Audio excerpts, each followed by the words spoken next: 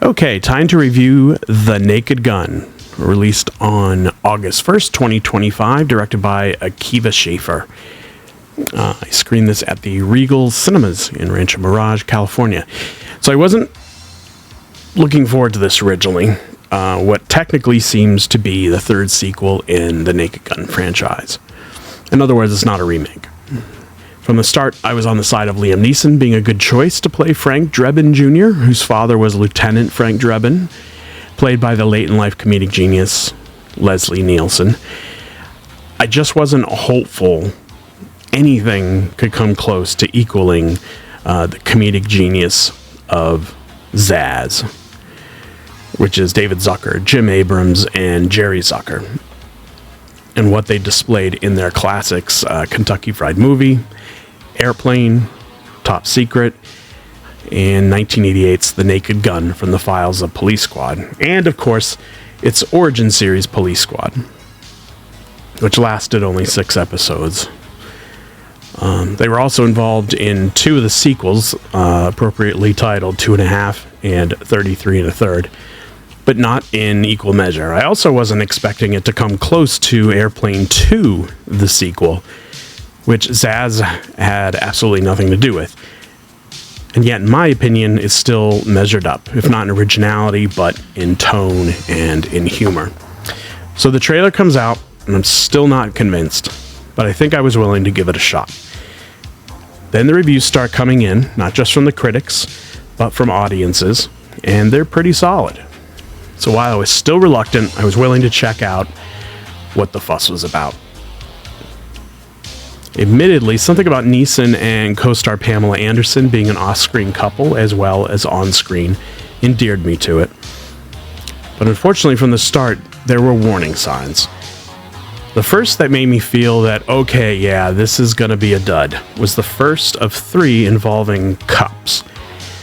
It's as simple as Drebin walking into a lobby area of some sort with a front desk, and there's a cup that he naturally grabs, part of the film's ever-repeating joke about cops drinking coffee at alarming levels. No donut jokes, though. I guess those are too tired at this point. And lo and behold, it's not a cup of coffee, but a cup for tips. So he tries to drink it, and he starts to swallow coins. In my theater, at least, cue the crickets. There's another joke shortly thereafter about a bartender cleaning a cup, and when he puts it down, the towel he's using continues to clean the cup all on its own. Okay. And then another where Drebin orders a sparkling water in a nightclub, and out the waitress comes with a tonic water with a lit sparkler in it. Listen, this wasn't terrible per se. Liam Neeson wasn't bad in the role, neither was Pam Anderson, and they both had good chemistry together. The problem is Neeson just wasn't naturally funny. He was deadpan, as others have observed, which made him a good fit in that sense. But his predecessor, Leslie Nielsen, had this way of letting the audience know he was both aware and unaware there were jokes going on around him. That portrayal made him confused and made us connect with him more. With Neeson, it felt like he wasn't in on the joke to any extent, thus taking away the chance for laughs to flourish. Other warning signs included the film having 3 writers. Now, the original did have 4 writers, but the original trio of Zaz was lightning in a bottle.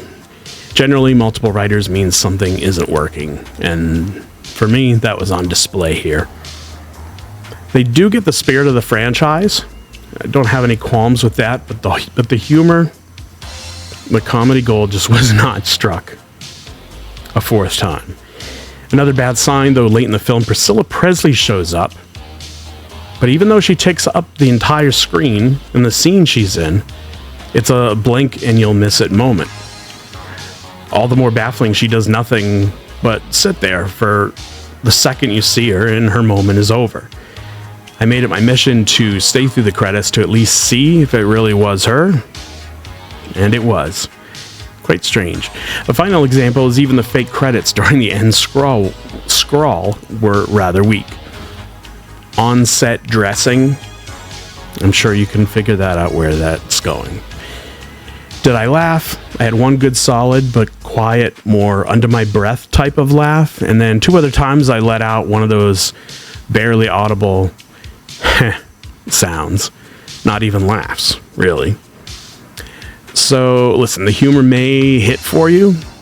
Perhaps this was somehow not for me. It's technically proficient, so I can't really say to avoid this. But if Zaz were your jam all these years, my guess is this will be a letdown for you. It felt like any of those bad spoof movies from the 2000s, such as Vampires Suck, Disaster Movie, Shriek, If You Know What I Did Last Friday the 13th, or yes, 30 Nights of Paranormal Activity with the devil inside the girl with the dragon tattoo. They say the jokes come at you at a rate of 1 minute or less. Sure, those jokes need to be funny, not weak. The energy and enthusiasm is there, but that only gets you halfway there. Thanks for watching.